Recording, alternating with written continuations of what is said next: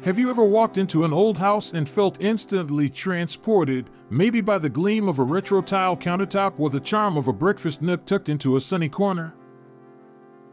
There's something undeniably special about the kitchens of decades past, where every detail seemed to serve a purpose and every feature told a story.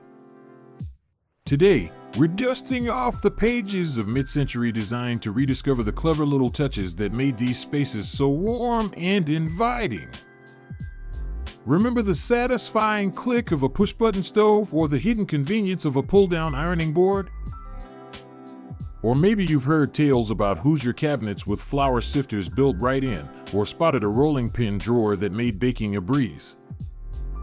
While many of these features have quietly disappeared in favor of sleeker, more minimalist trends, they still hold a certain magic, a blend of practicality, personality, and nostalgia. If you've ever wondered what we've lost in the march toward modernity, you're in the right place. Let's take a journey through some overlooked kitchen innovations that just might deserve a second chance. Remember the kitchens you grew up in, or maybe the ones in your grandparents' homes? Cozy corners, quirky gadgets, floors you could practically roller skate on. It felt like every detail had a story.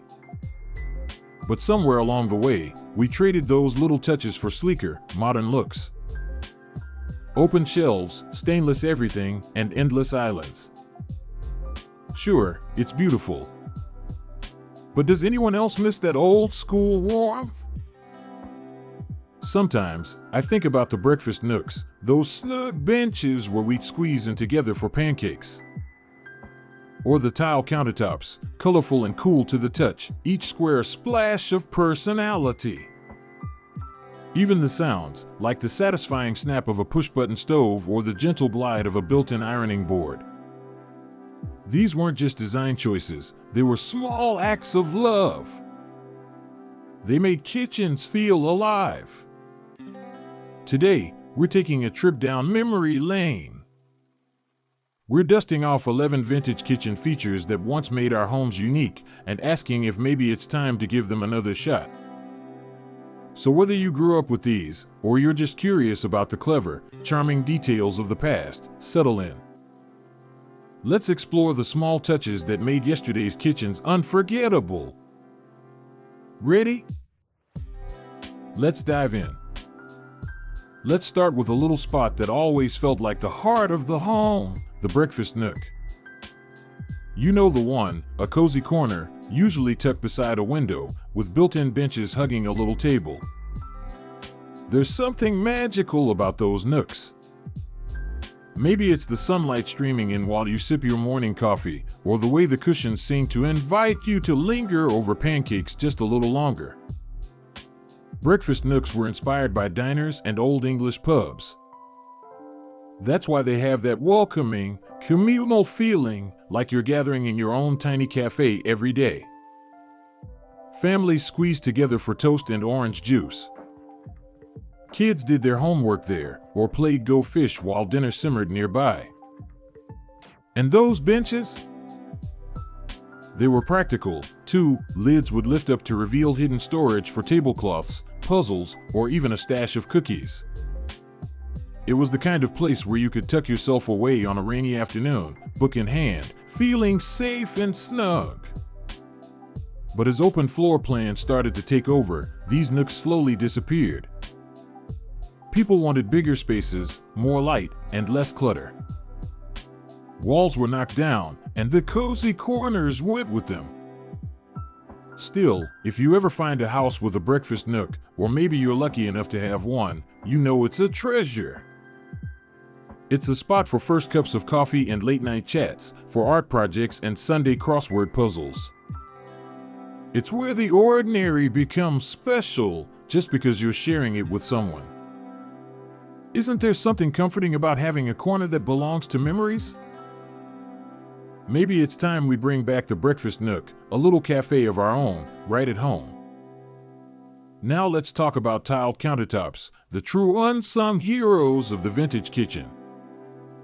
Imagine stepping into a sun-drenched kitchen from the 1940s or 50s and catching the gleam of bright, colorful tiles laid out like a cheerful quilt across the counters.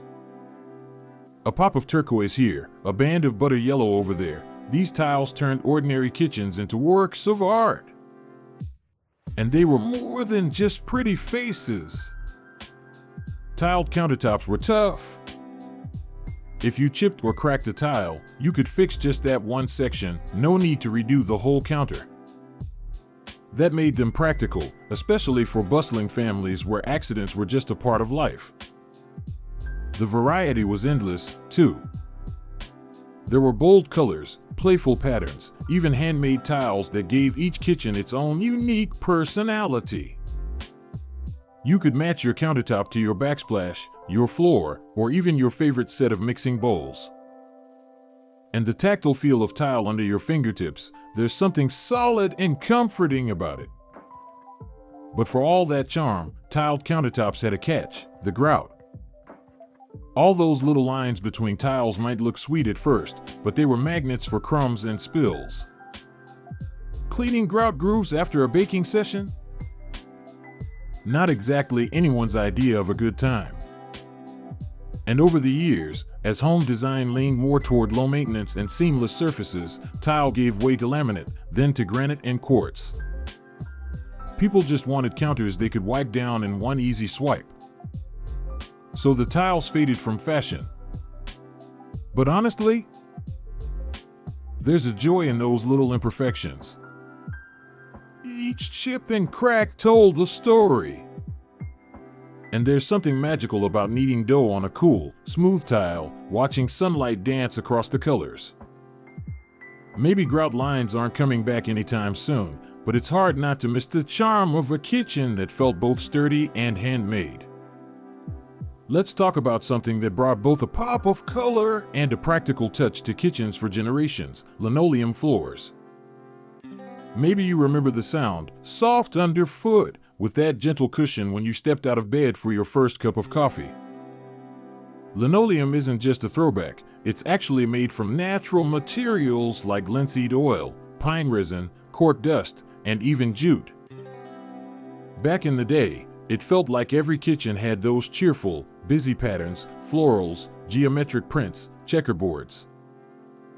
It's easy to see why everyone loved it. Unlike cold tiles or slippery wood, linoleum was warm, friendly, and forgiving if you dropped a plate or a mug. And it wasn't just gentle on your feet, it was gentle on the wallet, too. Linoleum was the budget-friendly choice, perfect for busy families and first-time homeowners. If you spilled something, it wiped up in seconds. As a bonus, it didn't hold onto dirt the way carpets did, so keeping things tidy was a breeze. And, maybe best of all, it was surprisingly eco-friendly long before green became a buzzword. No plastics, no harsh chemicals. Just natural, renewable ingredients pressed into colorful sheets. For decades, linoleum was everywhere, from grandma's kitchen to the corner bakery. But as styles changed, so did our floors. Vinyl and laminate came in with their endless patterns and modern appeal, and linoleum quietly slipped out of fashion. Yet, something about it endures. When you walk into an old house and see those faded, quirky patterns, it's like stepping back in time.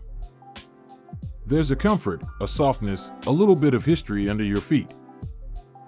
Maybe, in a world of cold, hard surfaces, we're overdue for a little linoleum revival.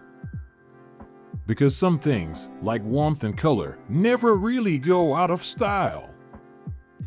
Now, let's talk about one of my all-time favorites, the Hoosier cabinet. If your grandma had one, you know exactly what I'm talking about. These charming workstations were a true kitchen revolution back in the day.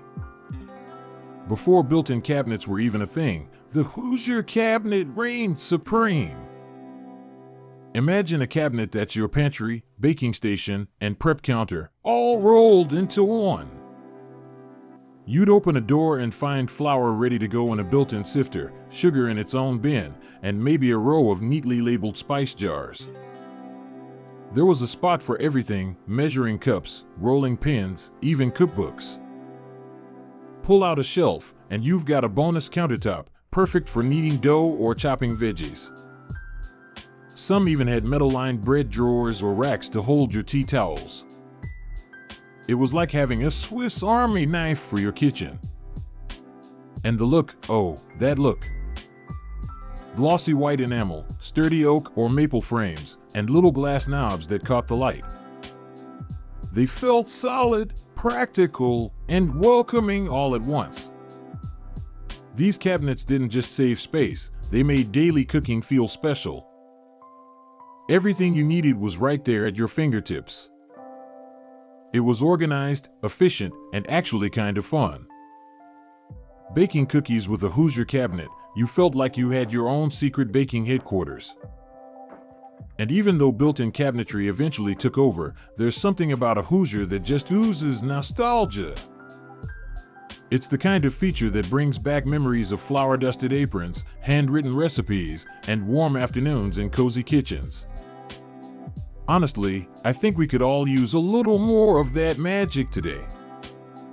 Wouldn't it be fun to bring back a piece of the past and maybe make everyday chores feel a bit more delightful? Let's time travel for a moment to the 1950s, the golden era of push-button stoves. These weren't just stoves.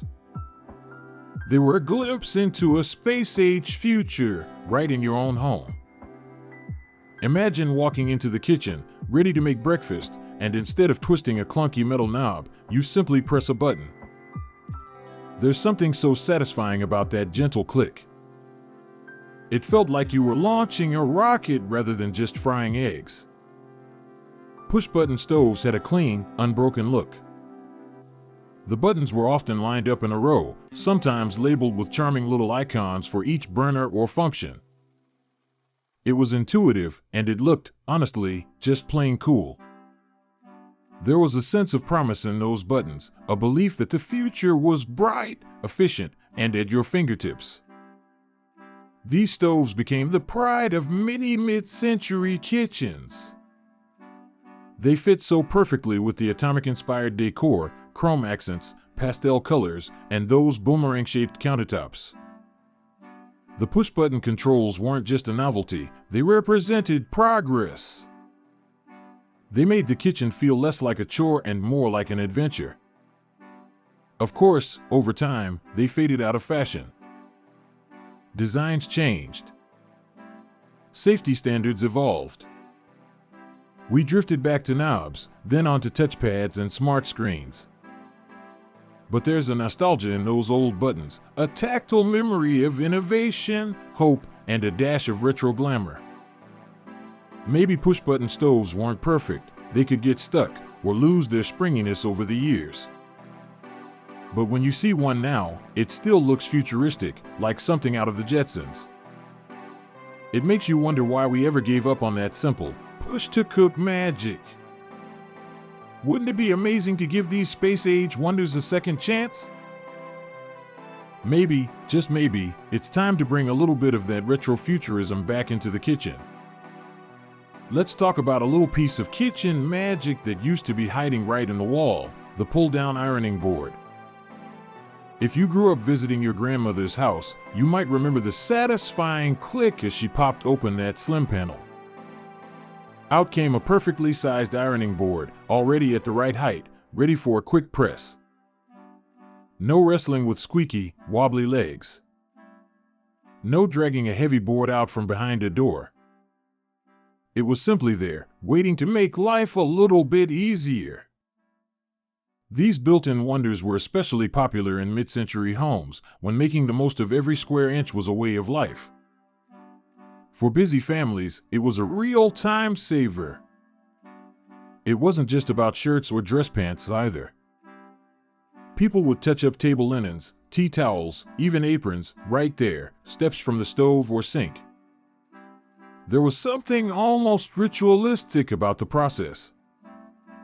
You'd pull down the board, plug in the iron, and the scent of fresh laundry would drift through the kitchen. Some boards were tucked inside pantries or utility closets. Others were cleverly disguised behind a framed panel that matched the cabinetry.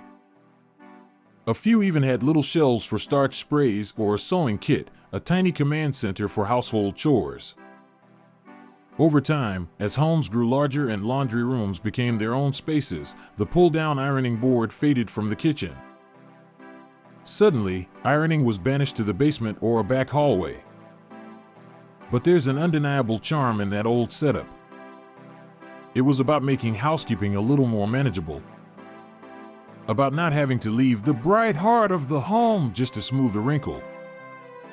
And there was a simple joy in the way it all folded neatly out of sight when you were done. A reminder that clever design doesn't need to be complicated, it just needs to fit the rhythm of everyday life. Let's pause for a moment and remember the wall-mounted can opener.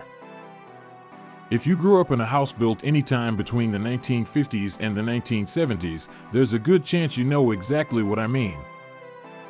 Maybe it was tucked next to the stove, or bolted to the wall above the countertop, always ready for dinner prep. It was a simple, no-nonsense tool. Just clamp your can, twist the handle, and voila! No digging through drawers, no broken handheld openers, no searching for batteries. The wall-mounted can opener was always right where you left it, ready to crack into a can of soup or beans at a moment's notice. And because it was fixed to the wall, it didn't take up any precious counter space. In a way, it brought a kind of silent efficiency to meal prep.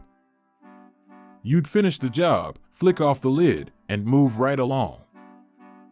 There was even a satisfying little click as the can top popped free. Some families made it a ritual. The opener would get passed down from one generation to the next, still screwed into the same spot, still reliable as ever. Of course, as kitchen gadgets got fancier, wall-mounted can openers quietly faded into the background.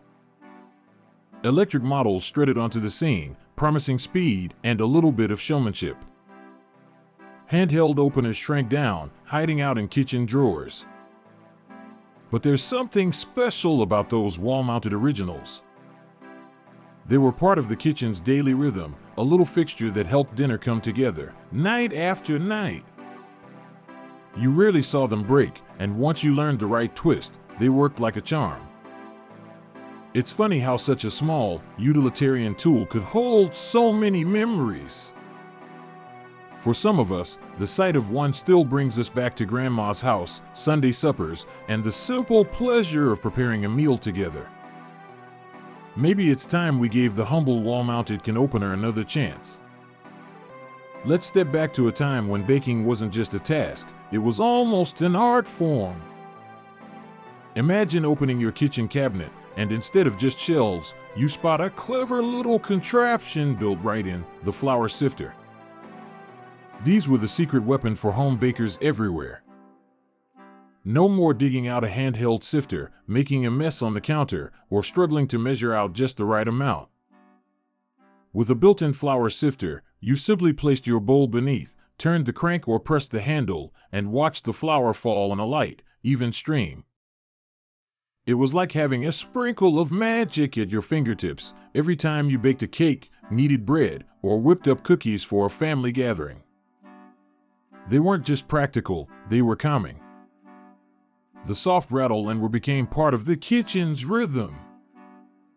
These sifters were often tucked into Hoosier cabinets or special drawers, right alongside other baking essentials. Everything you needed was within arm's reach. No clutter. No fuss. What makes the built-in flour sifter so charming is how it embodied the heart of a vintage kitchen. Convenience, yes, but also a sense of ritual. It transformed a simple step, sifting flour, into something a little bit special. Of course, the world changed. Pre-sifted flour hit the shelves, and suddenly those built-in sifters seemed a little less essential. Baking got faster, maybe a touch less magical. And over the years, these clever gadgets faded quietly into the background. But for those who remember, and those lucky enough to stumble upon a well-preserved sifter in an old house, there's a certain nostalgia. It's a reminder of slower days, and the simple joy of baking from scratch, with all the right tools at hand. Let's take a step even further back in time, to when the hum of a refrigerator was still a futuristic dream. Back then, keeping food fresh was a real art. That's where the meat safe came in. Picture this, a sturdy wooden or metal cabinet, usually tucked into the coolest corner of the kitchen or even out on a back porch. Its secret weapon? Those wire mesh panels on the doors and sides. Air could flow through, helping to keep things cool, but curious bugs and mice were kept out. Inside, there might be a few shelves, maybe lined with newspaper or wax paper, all ready to hold the day's haul from the butcher, the garden, or the bakery. Meat safes weren't just for meat either. You'd find cheeses, pies, and even freshly baked bread tucked inside. Anything that needed a little chill, but not too much, lived here. Some families would even place a block of ice close by to drop the temperature just a little bit more. It was a smart, simple solution, shaped by necessity and a little bit of ingenuity. And they were often beautiful, too, handmade, with carved woodwork, old-fashioned handles, or even a bit of paint. You can almost imagine someone checking the safe before starting breakfast, or sneaking out for a late-night slice of pie without waking the whole house. As refrigerators became more common, the meat safe faded away.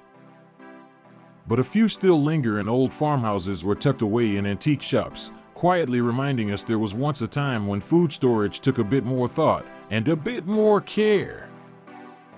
It's a gentle nod to a slower pace and a kitchen that worked with the seasons. Sometimes, the simplest ideas really are the cleverest. Now, let's talk about something you just don't see in today's kitchens, the rolling pin drawer. Imagine pulling out a drawer, but instead of the usual flat rectangle, it's curved, an elegant little trough made to cradle a rolling pin perfectly.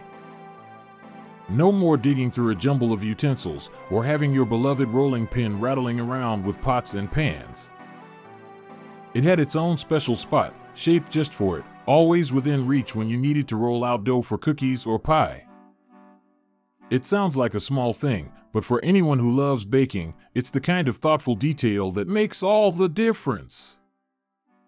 Back in the day, when bread and pastries were a weekly staple, the rolling pin was more than just a tool, it was almost an extension of the baker's hand. So why not give it a home of its own? These drawers were typically built right into lower cabinets, usually close to the counter where all the baking happened. Slide it open, and there it was, your rolling pin, nestled like a treasured heirloom. Some even had velvet linings or wooden rails, keeping everything just so. It's a level of care and intention you rarely see in modern cabinetry. Open floor plans and minimalist kitchens have made most drawers plain and multi-purpose. But there's something special about a kitchen designed around your daily rituals. It's easy to forget how these little features made tasks smoother and spaces warmer. When you're not fighting clutter and everything has a place, baking starts to feel a little more magical. Maybe it's nostalgia, but there's a joy in reaching for a rolling pin and finding it right where it belongs.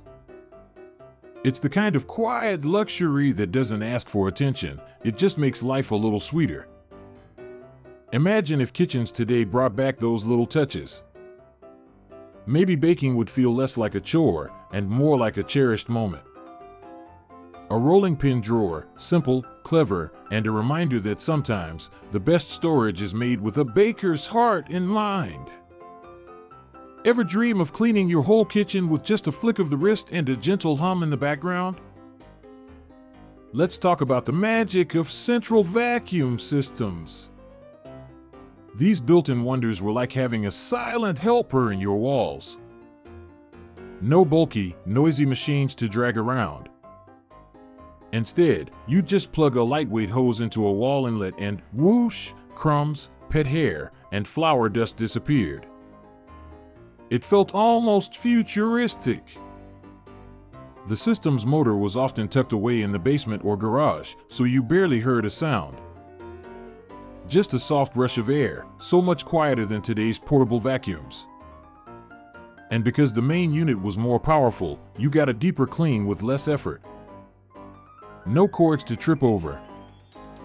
No maneuvering heavy canisters around furniture. Some designs even had a little slot under the cabinets. Just sweep debris over, tap it with your toe, and the system did the rest. Kids used to think it was magic.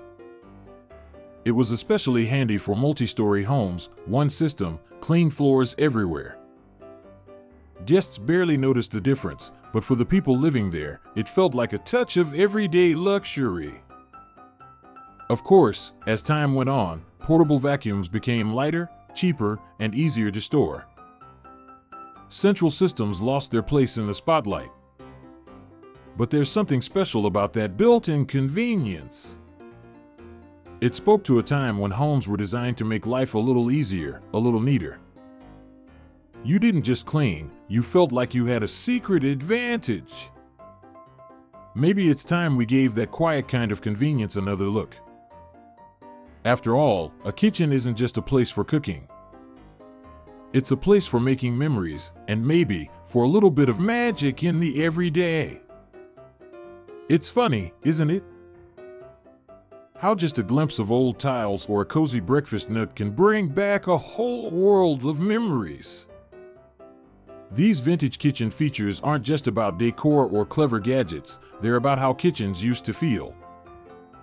They remind us of Sunday mornings, the smell of bread baking, and laughter echoing off the walls. When you think about it, kitchens were the true heart of the home. Every drawer had a purpose. Every corner told a story. Maybe we traded in tile countertops for something sleeker. Maybe built-in benches made way for open floor plans. But that warmth, the way the kitchen drew people in, the way it was made with intention and care, that's never really gone away. It just looks a little different now. There's something special about the old details. The way a rolling pin fits perfectly in its own drawer. Or how a simple pull-down ironing board saved space and made life a bit easier. It's those little touches that show how much thought went into every inch. So maybe we don't need to bring every feature back. But remembering them? That brings a little of that magic into our kitchens today. Now, I want to hear from you. Which of these vintage kitchen features would you love to see make a comeback in your own home? Or maybe there's another old school detail you remember from your grandmother's kitchen that I didn't mention. Let's hear about it. Drop your favorite in the comments below and tell me why it stands out to you. Is it the warmth of a breakfast nook, the satisfying click of a push-button stove, or maybe the nostalgia of linoleum floors under your feet? Are you someone who still has a built-in flour sifter that you actually use, or a rolling pin drawer that makes you smile every time you open it? Share your stories and let's keep these wonderful memories alive together. Because kitchens aren't just about appliances and cabinets, they're about the rituals, the quirks, and the little details that make a house feel like home. What's the one vintage kitchen feature you wish would magically come back tomorrow? Let's bring back the conversation, relive those moments, and maybe even inspire each other to add a touch of yesterday to our kitchens today. So go ahead, leave your thoughts down below. I can't wait to read what you remember most.